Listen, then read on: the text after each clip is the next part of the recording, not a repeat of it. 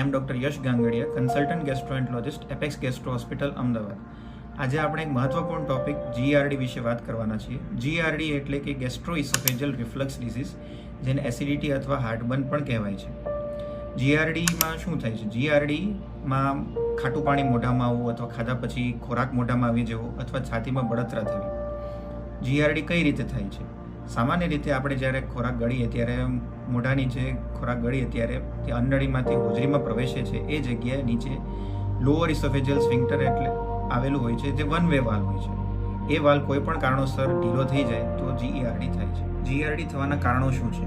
મેદસ્વીતાપણું, બીડી, cigarette, તમાકુ, ગુટખા, દારૂનું વ્યસન, પુષ્કળ પ્રમાણમાં ચા, ચોકલેટ અથવા ફાસ્ટ ફૂડનું સેવન, ભરપેટ જમવાની આદત અથવા ખાઈને તરત સૂઈ જવાની આદત. GERD માટે ડૉક્ટરને ક્યારે બતાવવું જોઈએ? જ્યારે તમારે ગળા નીચે ખાવાનું ઉતારવામાં કંઈ તકલીફ પડે, અથવા વજન ઘટે, અથવા લોહીની ઉલટીઓ થવી, અથવા વારંવાર એસિડિટીની દવા લેવાની જરૂર પડે. GERDની તપાસ માટે મહત્વપૂર્ણ ટેસ્ટ છે એન્ડોસ્કોપી, જેમાં આપણે મોઢા દ્વારા દૂરબીન વડે તપાસ કરી આપણી અન્નળી અને હોજરીની તપાસ કરીએ છીએ, અથવા ઇસોફેજિયલ મેનોમેટ્રી અને 24 અવર pH મેટ્રી. જ્યારે તમારો ડૉક્ટર GERD માટે કોઈ પણ સર્જરીની સલાહ આપે છે ત્યારે ઇસોફેજિયલ મેનોમેટ્રી કરવી મહત્વપૂર્ણ હોય છે.